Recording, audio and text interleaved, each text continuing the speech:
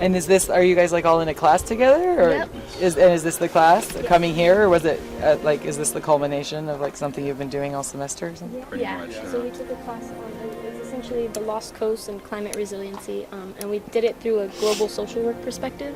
And so we've been writing all semester about different social work, climate change related things. It's been really good. We've had some really good essays. My name's Eliza Fry, and I'm part of the Fry family, and we have a winery and vineyards here in Redwood Valley. And so what I was thinking that I could do is just tell you a little bit about how we farm and let you guys know here in Mendocino County, wine is a really big industry. We're a pretty rural county. We're really large, but we're mostly timberland is a big deal too. But wine is like one of the big ones, and grapes are the most widely grown crop. There used to be a lot of sheep, and timber too. Pears used to be really big. Hops, but a lot of those crops have fallen away just locally. And right now our agriculture is pretty much dominated by grapes, but we're trying to get some more diversity going in. And so these vineyards here, a little bit, I don't know, have they met Luke and Emily? I haven't met Luke and Emily yet. Okay, cool. Yeah, great. So my aunt and uncle, who you guys will meet, and they're the ones who brought the Croca connection here to the property because their daughter Lily was a student of Croca when she was in high school. My cousin. So that's really neat. I'm excited because I have younger kids. I have 3 kids who are 10, 6, and 2. So she's thinking maybe they can do some Croca in the future. It would be really cool. But what we do is we grow grapes, and then we also make a bunch of wine. And we're a certified organic winery, and so that's really important to what we do. All of our grapes are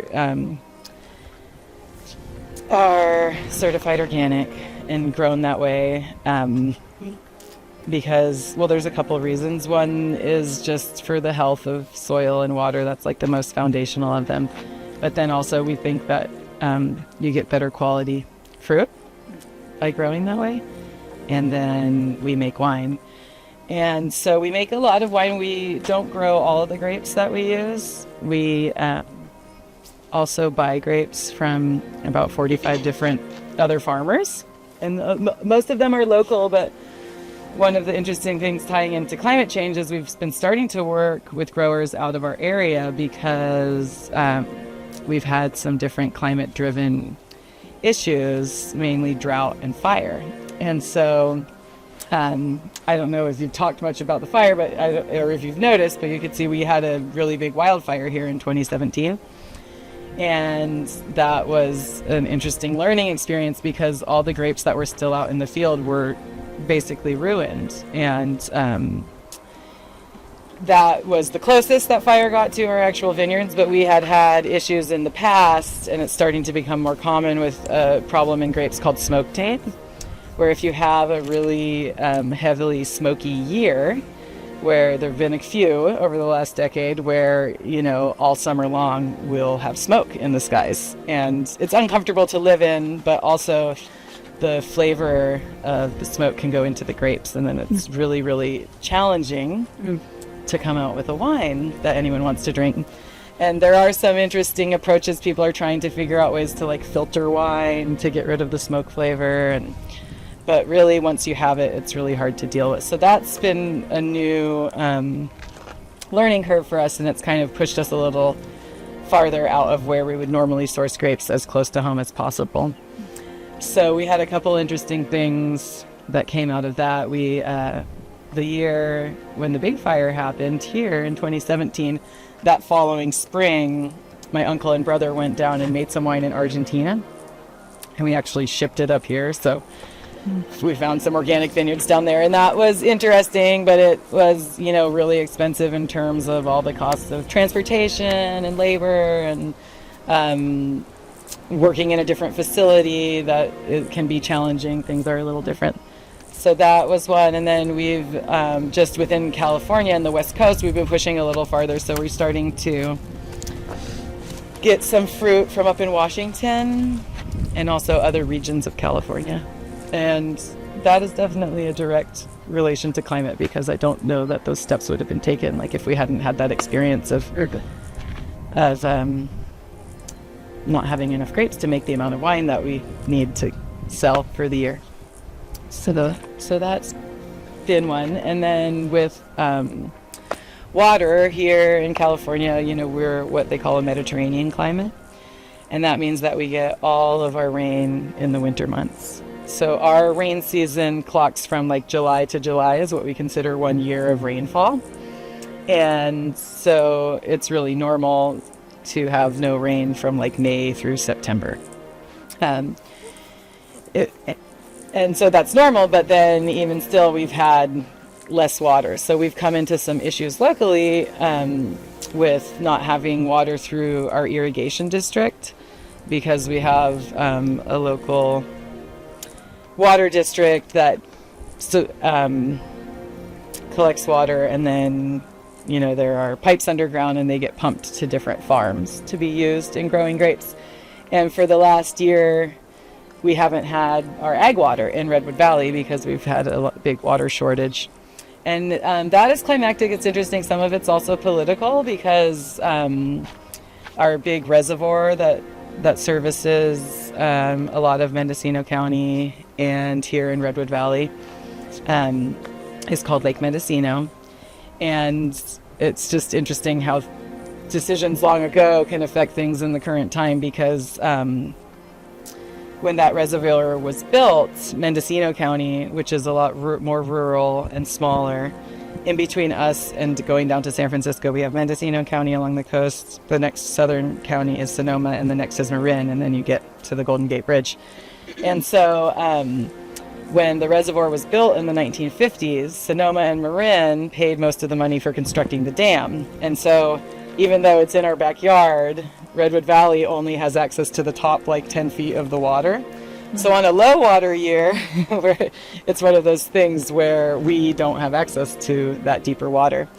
And then a lot of things have changed over the last 50 years also about stream flows and water flows. And California has a lot of laws, and there are a lot of requirements to allow certain amounts of water to be flowing through the dam at all times. So it's kind of interesting, because there's these formulas that are worked out that allow how much water can go in and out. And so even though we've had a lot of rainfall this year, because of the requirements to let water go downstream, the reservoir is still not full. So we don't have ag water this year.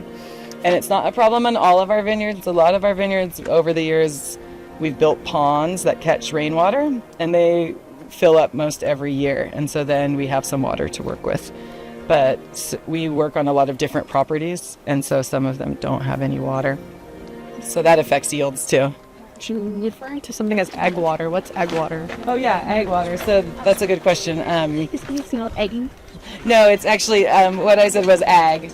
Yeah, so like agricultural, and that's just something that I'm used to saying. So yeah, but actually what it is it's water. So a district will usually supply domestic and agricultural water, different water districts.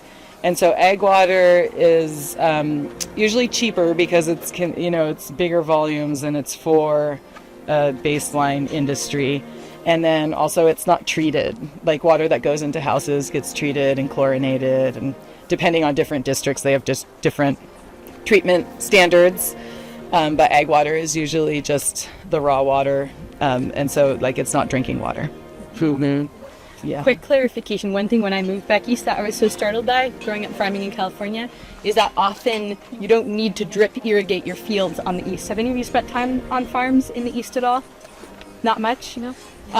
So with most farmers that I've worked with in the east, maybe some crops they'll irrigate, but California irrigation is just such a huge component. Like Eliza was saying, we only have rain for a short number of months out of the year, and most of the time we have crops that we're trying to grow through the summer that require a lot of water, and grapes are a pretty thirsty crop. So just to clarify that point around water usage in farming is tremendous. Yeah. And is, like you're saying, with water rights, one of the first things to get cut if we're having a correct here.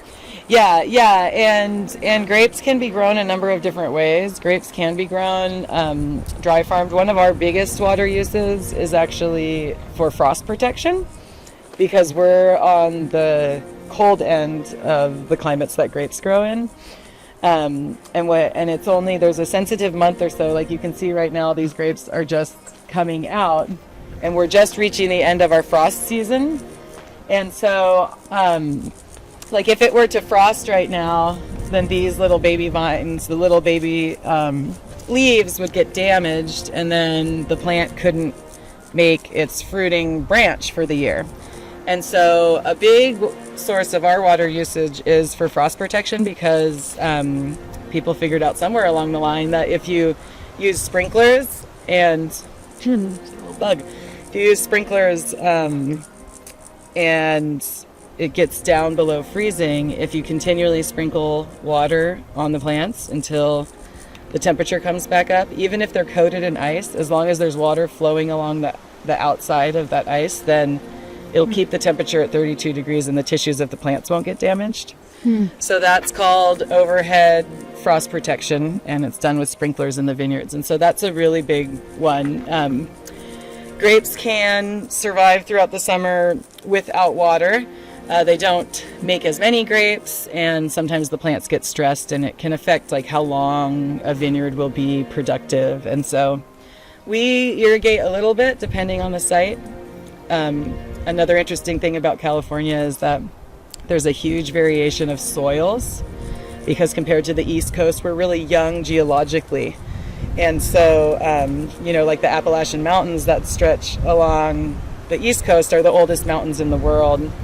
And so the geology is just a lot different. Here in California, like from one side of this valley to another, you can have really different soil types. And so the way that those soils hold water and the way that plants grow in them can be really different. So our watering grapes, irrigating them, we really do it on like an as needed basis and as little as possible. But if you can tell that the plants are getting a little stressed out, and there's also tools you can use to like monitor the soil moisture, then we'll give them a little water if we have it available.